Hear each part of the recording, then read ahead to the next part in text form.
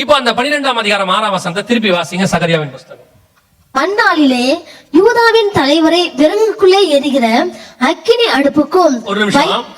அந்நாளிலே யூதாவின் தலைவரை, அந்நாளில் யூதாவின் தலைவர்னா யாரு? எருசலேம் தலைநகராகும் போது இருக்கிற யூதாவின் தலைவர். ஏன்னா பர்டிகுலரா அவர் என்ன சொல்றாருன்னா அந்நாளிலே அப்படிங்கிறார். அப்ப எருசலேம் தலைநகராகும் போது இருக்கிற பர்டிகுலரா இருக்கிற யூதாவின் தலைவர் யாருன்னு கேட்டீங்கன்னா இன்னைக்கு இருக்கிற பென்யமின் நெத்தன்யாகு. இவரை பத்தின ப்ராபசி அது. அந்நாளிலே யூதாவின் தலைவரை, பென்யமின் நெத்தன்யாகுவை பத்தி ஆண்டவர் சொல்றார். யூதாவின் தலைவரை விறகுக்குள்ளே எரிகிற அக்கினி அடுப்புக்கும் வைக்கோல் கட்டுகளுக்குள்ளே எரிகிற தீவட்டிக்கும் ஒப்பாக்குவேன். அவர்கள் வலதுபுறமும் இடதுபுறமாக புறப்பட்டு. இதான் இப்ப பென்யமின் நெத்தன்யாகு ஒரு சண்டை போட்டுக்கிட்டு இருக்காருல்ல.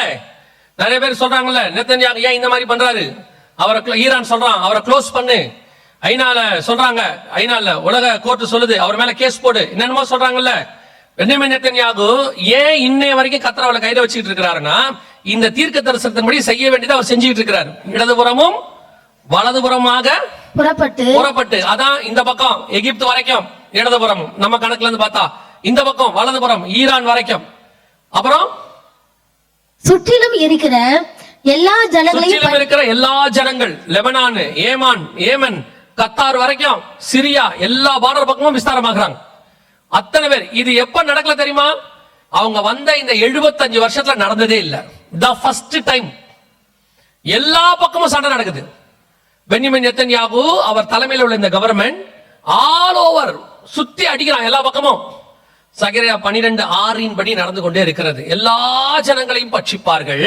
அப்புறம் எருசலேம் திரும்பவும் தன் ஸ்தானமாகிய எருசலேமிலே குடியேற்றப்பட்டு இருக்கும். இங்கதான் பிரச்சனை வருது. எருசலேம் திரும்பவும் இப்ப எருசலேம அவங்க ஸ்தானத்துல ஆண்டவர் கொண்டாந்துட்டாரு. இப்ப சுத்தில இருக்கிற எல்லா ஜனங்களோட சண்டை நடக்குது. கர்த்தர் சொன்னபடி சில நேரத்துல உங்களுக்கு தோணும்ல, இவ்வளோ பெரிய பிரச்சனை வருது, இந்த எருசலேம் கொடுத்துட்டா பிரச்சனை என்ன அப்படின்னு சொல்லி உங்களுக்கு ஒண்ணு தோணும்ல. அங்கதான் இப்ப நம்ம அடுத்த விஷயத்தை நம்ம பார்க்க போகிறோம். என்ன பார்க்க போறோம் அப்படின்னு சொல்லி கேட்டீங்கன்னு சொன்னா, இந்த எருசலேம் இதை சுத்தி 2வது யுத்தம் முடிஞ்சிருச்சு நம்ம பார்த்தோம். இப்ப 3வது யுத்தத்தை பத்தி நம்ம பார்க்க போறோம். இந்த எருசலேம் சம்பந்தப்பட்ட 3வது ஒரு விஷயத்தை நாம் பார்க்க போகிறோம். இப்பதான் நம்ம அந்த முதல்ல வாசிச்ச வசனத்தை வாசிக்க போகிறோம். இப்ப அந்த யுத்தம் ஸ்டார்ட் ஆயிருச்சு. இது இப்ப நீங்க பார்த்தது 1967, ஃபர்ஸ்ட் பார்த்தா 1948. இப்ப நீங்க வாசிக்க போற வசனம் 2023 அக்டோபர் நடந்தது. வாசிங்க. எசேக்கியேல் 38:8 வாசிங்க. அநேக நாட்களுக்கு பிற்பாடு நீ விசாரிக்கப்படுவாய், பட்டயத்துக்கு நீங்களாகி பற்பல ஜனங்களிலிருந்து சேர்த்து கொள்ளப்பட்டு வந்தவர்களின் தேசத்தில் கடைசி வருஷங்களிலே வருவாய். நெடுநாள் பாழாய் கிடந்து பிற்பாடு ஜாதிகளிலிருந்து கொண்டு வரப்பட்டவர்கள் எல்லாரும் சுகத்தோட குடியிருக்கும் இஸ்ரவேலின் மலைகளுக்கு விரோதமாய் வருவார்கள். இந்த சண்டை எதுக்கு விரோதமா வரும்? அந்த வேர்டை நல்லா கவனிங்க. இஸ்ரவேலின் மலைகளுக்கு விரோதமாய். இன்னொரு கன்ஃபர்மேஷன், மலைகளுக்கு விரோதமா தானா அப்படின்னா இன்னொரு கன்ஃபர்மேஷன். 39ஆம் அதிகாரம் 2ஆம் வசனம் வாசிங்க. 39:2 வாசிங்க. நான் உன்னை திருப்பி உன்னை 6 துறடுகளால் இழுத்து உன்னை வடபுறங்களிலிருந்து எழும்பவும் இஸ்ரவேல் மலைகளில் வரவும் பண்ணி. ஒரு தடவைக்கு 2 தடவை கர்த்தர் சொல்றாரு. இந்த யுத்தம் எங்க நடக்கும், எதுக்காக நடக்கும்? இஸ்ரவேலின் இந்த யுத்தம் எப்ப ஆரம்பிச்சு தெரியுமா? 2023 அக்டோபர் மாசம் 7ஆம் தேதி இந்த யுத்தம் ஆரம்பிச்சிச்சு. இதுக்கு பேரு ஆபரேஷன் அல்-அக்ஸா ஃப்ளட் அப்படின்னு பேரு. இந்த யுத்தம் எதுக்காக ஆரம்பிச்சிச்சு அப்படின்னு பாத்தீங்கன்னா, இஸ்ரவேலின் மலைகளுக்காக ஆரம்பிச்சிச்சு. இங்க இருக்கு பாத்தீங்களா, இந்த 2 மலை இருக்கும். இந்த 2 மலைக்காக தான் இந்த யுத்தம் ஆரம்பிச்சிருக்கு. இங்க இருக்கு பாருங்க, இந்த மலைக்காக தான் ஆரம்பிச்சிருக்கு. இதுக்கு பேரு டெம்பிள் மவுண்ட் அப்படின்னு பேரு, தேவாலய மலை. இன்னொரு மலை இருக்கு, அதுக்கு பேரு கோலன் ஹைட்ஸ் அப்படின்னு பேரு. இந்த 2 மலைகளுக்காக இப்ப சண்டை ஆரம்பிச்சிருக்கு. இந்த சண்டை நீங்க பாத்தீங்களா, ஒரு வீடியோ பாத்தீங்க இல்லையா? 2023 அக்டோபர் 7 ஹமாஸ் ஆரம்பிச்ச யுத்தம் அல்-அக்ஸா ஃப்ளட் சொல்லுவாங்க. அந்த யுத்தம் ஆரம்பிச்சது எதுக்காகன்னு கேட்டீங்கன்னா, இந்த மலை இதை எங்கள்கிட்ட கொடுங்க, இது எங்களுக்கு வேணும் அப்படின்னு கேக்குறாங்க. எதனால அப்படின்னு கேட்டீங்கன்னா, அங்க ஒரு வழிபாட்டு தலம் இருக்கு, அது அவங்களுக்குரியது. இது எப்ப கட்டப்பட்டதுன்னா 10ஆம் நூற்றாண்டு. அதாவது இஸ்ரவேலர்கள் தங்கள் தேசத்தை விட்டு போய் 930 வருஷம் கழிச்சு கட்டப்பட்டது. இந்த வழிபாட்டு தலம் அங்க இருக்கிறதுனால எங்களுக்கு அந்த இடம் வேணும் அப்படின்னு அவங்க கேட்கறாங்க. அவங்களுக்கு உலகத்துல முக்கியமான வழிபாடு தலங்கள் இருக்கு, அதுல இது 3வது இடத்துல இருக்கு, அதனால இது எங்களுக்கு வேணும்னு சொல்லி அவங்க கேட்கறாங்க. ஆனா யூதா என்ன சொல்றான், எருசலேம் மொத்தமே எனக்கு சொந்தம், அதை நான் என்ன செய்ய மாட்டேன், தரமாட்டேன்றான். இப்ப இவங்க என்ன சொல்றாங்க, ஐநால போய் ஒரு தீர்மானம் போட்டாங்க, எங்களுக்கு என்ன பண்ணுங்க, மொத்த எருசலேமே வேண்டாம், பாதி எருசலேமாவது கொடுங்க. பாதி எருசலேம்னா 2 ஸ்டேட் சொல்யூஷன் பேரு. அதுக்கு பேர் என்னது, 2 ஸ்டேட் சொல்யூஷன். இங்க இருக்கு பாருங்க, அதுக்கு பேர் 2 ஸ்டேட் சொல்யூஷன் பேரு. 2 ஸ்டேட் சொல்யூஷன்னா அதை பிரிச்சு 2ஆ கொடுக்கக்கூடியது. இங்க இருக்கு பாருங்க.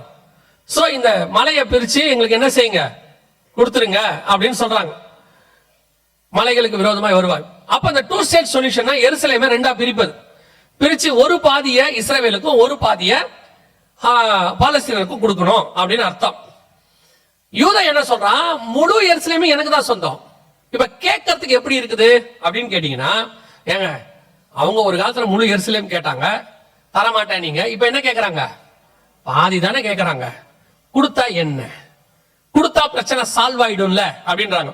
கொடுத்தா பிரச்சனை என்ன ஆகாது, சால்வ் ஆகாது. ஏன் ஆகாதுன்னு சொல்றேன், இப்ப இந்த பாலஸ்தீனர்களும் இஸ்ரேவேலர்களும் பக்கத்துல குடியிருக்கிறாங்க. அதாவது இஸ்ரேவேலுக்கு வெளியே பாலஸ்தீன நாடுன்னு ஒரு ஃபார்ம் பண்றாங்க, அந்த இடத்துல அவங்க இருக்காங்க. இவங்க இருக்கிறது பக்கத்து நாடு, அதுக்கே எவ்வளவு சண்டை வருது இப்ப.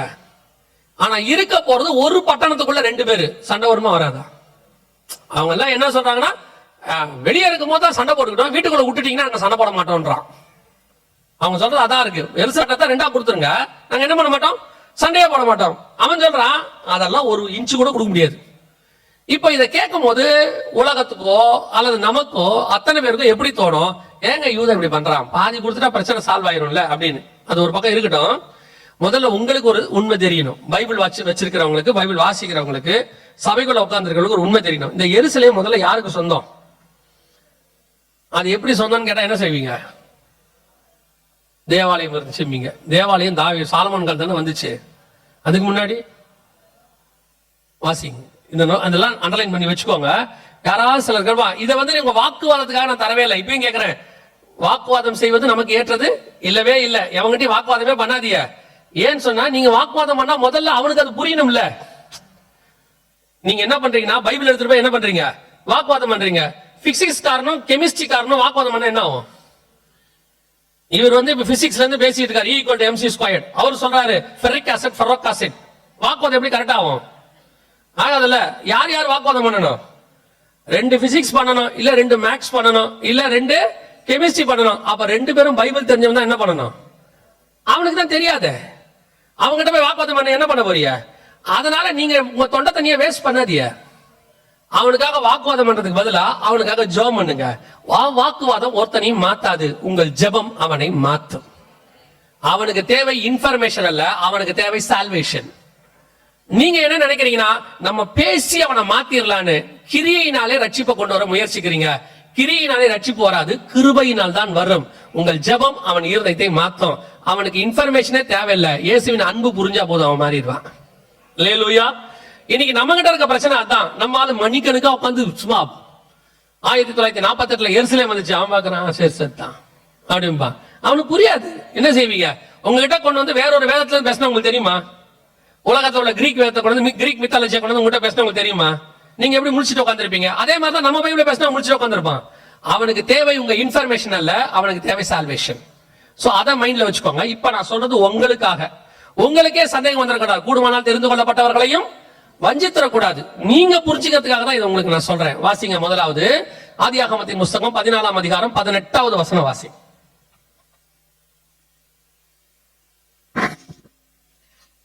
அன்றியும் உன்னதமான தேவனுடைய ஆசானியாய் இருந்த சாலேமினின் ராஜாவாகிய மெல்கிசேதேக்கு. யாருடைய ராஜா? சாலேமினா. சாலேமின். மினின்னா அது வேற. மினிசோ அந்த மாதிரிலாம் இப்ப நிறைய கடைகள் வந்திருக்கு. வாசிங்க. சாலேமின் ராஜாவாகிய மெல்கிசேதேக்கு அப்பமும் திராட்சரசமும் கொண்டு வந்து அவனை ஆசீர்வதித்து, வானத்தையும் பூமியும் உடையவராகிய உன்னதமான தேவனுடைய ஆசீர்வாதம் ஆபிரகாமுக்கு உண்டாவதாக. இதான் முதல்ல எருசலேம் பத்தி சொல்லப்படுது பைபிள்ல. சாலேமின் ராஜாவாகிய மெல்கிசேதேக். சாலேம்னா சமாதானம், ஷாலோம் அப்படின்னு சொல்றோம். எருசலேம் அப்படின்னா சமாதானத்தின் நகரம் அப்படின்னு அர்த்தம். அந்த ஊர் ராஜா ஆபிரகாம் கிட்ட என்ன பண்ணிட்டாரு? உடன்படிக்கை பண்ணி அப்பமும் ரசமும் கொடுத்துட்டாரு. அன்னைக்கு வந்து எருசலேமுக்குரியதான காரியம் சாலமோன் ஆபிரகாமோடு வந்து இணையுது. இப்ப நீங்க கேட்கலாம், ஆபிரகாமோடு கூட அவங்க ராஜா உடன்படிக்கை தானே பண்ணாரு, எருசலேம கொடுத்தாரா அப்படின்னு ஒரு சந்தேகம் வரும்ல. 15ஆம் அதிகாரம் கடைசி வசனம், 15 கடைசி. எமோரியரும் கானானியரும் கிர்காசியரும் எபூசியரும் என்பவர்கள் இருக்கிறதுமான இந்த தேசத்தை உன் சந்ததிக்கு கொடுத்தேன் என்றார். ஆதியாகமம் 15 கடைசி வசனத்துல ஆண்டவர் சொல்றாரு, இந்த பட்டணத்தை உன் சந்ததிக்கு கொடுத்தேன். எருசலேம் இருக்கு அதுல இல்ல? வாசிங்க நியாயாதிபதிகளின் புஸ்தகம் 19ஆம் அதிகாரம் 10வது வசனம் வாசிச்சிருங்க. நியாயாதிபதிகள் 19:10 வாசிச்சிருங்க. அந்த மனுஷனோ ராத்திரிக்கு இருக்க மனதில்லாமல் 2 கழுதைகள் மேலும் சேணம் வைத்து தன் மறுமனையாட்டியை கூட்டிக் கொண்டு எழுந்து புறப்பட்டு எருசலேமாகிய எபூசுக்கு நேராக வந்தான். அப்ப எபூசுனா எதை குறிக்குது? எருசலேமை குறிக்குது. அப்படின்னா ஆபிரகாமின் சந்ததிக்கு வாக்குத்தத்தம் பண்ணப்பட்டதுல எது இருக்கு? எருசலேம் இருக்கு. அன்னைக்கே ஆண்டவர் கொடுத்துட்டார். இப்ப அடுத்த கேள்வி, இது எந்த சந்ததிக்கு கொடுத்தார் ஆபிரகாமுக்கு? ஏன்னா இஸ்மவேல் இருக்கான், கேத்தூரால் சந்ததி இருக்கு, ஈசாக்கு இருக்கிறார். 3 சந்ததியை பத்தி சொல்லப்படுது. இதுல எந்த சந்ததிக்கு கர்த்தர் கொடுத்தார்? வாசிங்க ஆதியாகமத்தின் புஸ்தகம் 25ஆம் அதிகாரம் 4-5 வசனங்களை வாசிங்க. மீதியானுடைய குமாரர் 5-6 வாசிங்க. ஆபிரகாம் தனக்கு உண்டான யாவையும் ஈசாக்கு கொடுத்தான். ஆபிரகாமில் இருந்த மறுமனையாட்டிகளின் பிள்ளைகளுக்கோ ஆபிரகாம் நன்கொடைகளை கொடுத்து தான் உயிரோடு இருக்கும் போதே அவர்களை தன் குமாரனாகிய ஈசாக்கை விட்டு கிழக்கே போக கீழ் தேசத்துக்கு அனுப்பிவிட்டான். அப்ப வசனம் தெளிவா இருக்கு. 3 சந்ததியில ஒரு சந்ததியை கீழ் தேசத்துக்கு அனுப்பிட்டாரு, ஒரு சந்ததிய அப்பமும் ஒரு துருத்தி தண்ணியும் கொடுத்து பெயர் சபா வனாந்தரத்துக்கு அனுப்பிட்டாரு, எகிப்துக்கு போயிட்டாங்க. ஒரே ஒரு சந்ததி மட்டும்தான் இருக்கு, அது ஈசாக்கின் சந்ததி. அவனுக்கு தனக்கு உண்டான எல்லாவற்றையும் கொடுத்தான். சோ அன்னைக்கே ஆபிரகாமுடைய எருசலேம் யாருக்கு வந்துருச்சு? ஈசாக்கு வந்துருச்சு. ஈசாக்குடைய பையன் தான் யாக்கோபு, அவன் தான் இஸ்ரவேல். இஸ்ரவேலுடைய 4வது பையன் தான் யூதர்கள். சோ எருசலேம் முழுக்க யாருக்கு சொந்தம்? சரி, அதுக்கப்புறம் யூதா வம்சத்துல தாவீது 40 வருஷம் எருசலேமை தலைநகராக கொண்டு அரசாண்டார், 33 வருஷம். அதற்கு பிறகு சாலமோன் 40 வருஷம். அதுக்கப்புறம் ரெகபியாம் எரபியாம்னு பிரியுது.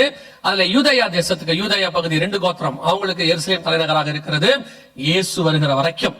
அதற்கு பிறகு எருசலேம் நேபுகாத்நேச்சார் கருத்துல இருந்து போயிருச்சு, யூதயா மட்டும் இருந்துச்சு, போயிருச்சு.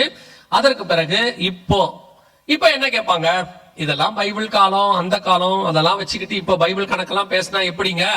ஒரு காலத்துல உங்ககிட்ட இருந்துச்சு, இப்ப ஜனநாயக காலம், டெமோக்ரஸி, இப்ப வாங்க அப்படின்னா நீங்க பார்த்த அந்த சண்டை யுத்தம் ஒண்ணு பாத்தீங்கல்ல, 6 நாள் யுத்தம், அந்த கணக்கின்படி 6 நாள் யுத்தத்துல முழு எருசலேம் யார் கைக்கு வந்துருச்சு? இஸ்ரவேல் கைக்கு வந்துருச்சு. அப்படி கணக்கு பார்த்தாலும் யுத்த சட்டம்னு ஒண்ணு இருக்கு, ஐநா சபையில இருக்கு, ஜெனீவா ஒப்பந்தம் சொல்லுவாங்க. அதன் அடிப்படையில ஒரு யுத்தம் முடியும் போது யார் எவ்வளவு தூரம் ஜெயிச்சிருக்கிறாங்களோ அது அவங்களுக்கு சொந்தம்னு அர்த்தம். அப்படிதான் இன்னைக்கு எல்லா நாடும் தங்கள் எல்லைகளை வகுத்திருக்கு.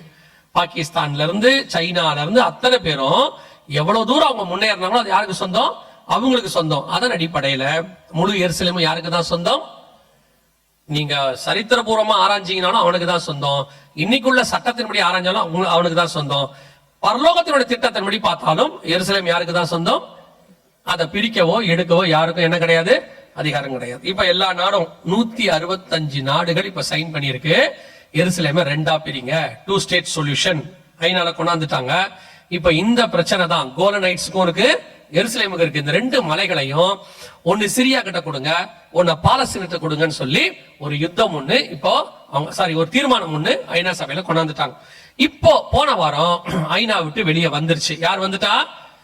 இஸ்ரவேல் வந்துருச்சு. வந்ததனுடைய விளைவு என்ன ஆகும்னா, மத்த இந்த நாடுகள் சுத்தி இருக்கிற அரபு நாடுகள் சொல்லுவாங்கல்ல, சரி நீ தான் ஐநால இல்ல, ஐநா கிட்ட சொல்லிடுவாங்க, நாங்க அவங்க கிட்ட அந்த மலையை என்ன பண்ணிக்கிறோம், வாங்கிக்கிறோம், நாங்க சண்டை போட்டு வாங்கிக்கிறோம், நீங்க தலையிடாதீங்கம்பாங்க. இப்போ மலைகளுக்கான சண்டை அடுத்த கட்டத்துக்கு போக போகுது. ஏற்கனவே 2023 அக்டோபர் 7 ஆரம்பிச்சிருச்சு. இந்த சண்டை தான் என்ன பண்ண போகுது, அடுத்த கட்டத்துக்கு. இப்ப ஈரான் பெரிய பிரச்சனை போயிட்டு இருக்கு இல்லையா, ஈரான் திருப்பி தாக்க போது, அவங்களுக்கு உதவியாக ரஷ்யா வரும். இதான் நமக்கு அடையாளம். ரஷ்யா வருமான்னு கேட்டா ரஷ்யா அனௌன்ஸ் பண்ணிருச்சு. கவனிங்க, இது ரஷ்யா அனௌன்ஸ் பண்ணிருக்கிறது. என்ன சொல்லிருக்கிறான்னு கேளுங்க. இது ரஷ்யா வான்ஸ் யுஎஸ் ஸ்ட்ரைக் ஈரான், நீ அடிச்சினா நாங்க உள்ளே நுழைவோம், அவங்களுக்கு நீ தேவையில்லாத பிரச்சனைகளை எல்லாம் சந்திக்க வேண்டி வரும் அப்படின்னு சொல்லி சைனாவும் சவுண்ட் குறைச்சிருக்காங்க. சைனாவும் ரஷ்யாவும் சேர்ந்து இப்ப என்ன பண்ணிருக்காங்க, இந்த கூட்டாக சொல்லியிருக்காங்க. என்ன ஆச்சரியம் கேட்டீங்கன்னா, எசேக்கியேல் 38:2 சைனாவை பத்தியும் ரஷ்யாவை பத்தின பேர் அங்கே இருக்கிறது.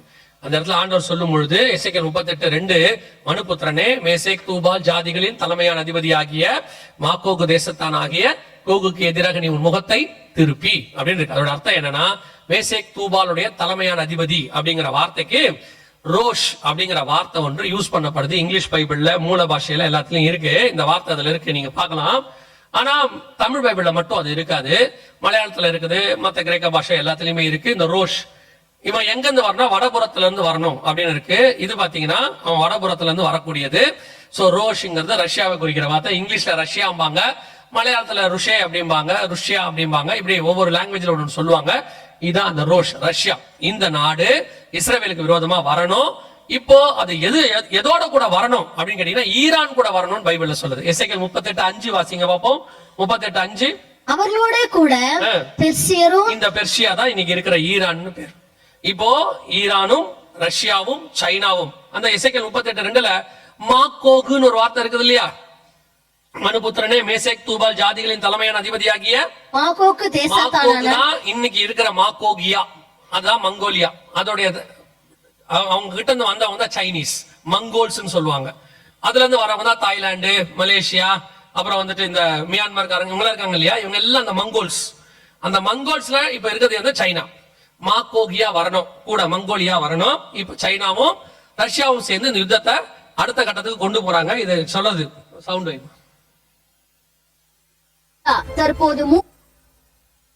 ரஷ்யா தற்போது 3ஆம் உலகப் போரின் ஆரம்பத்தை அறிவித்துள்ளது என உலகம் முழுவதும் பரபரப்பாக பேசப்படுகிறது. இது ரஷ்யா செய்தது.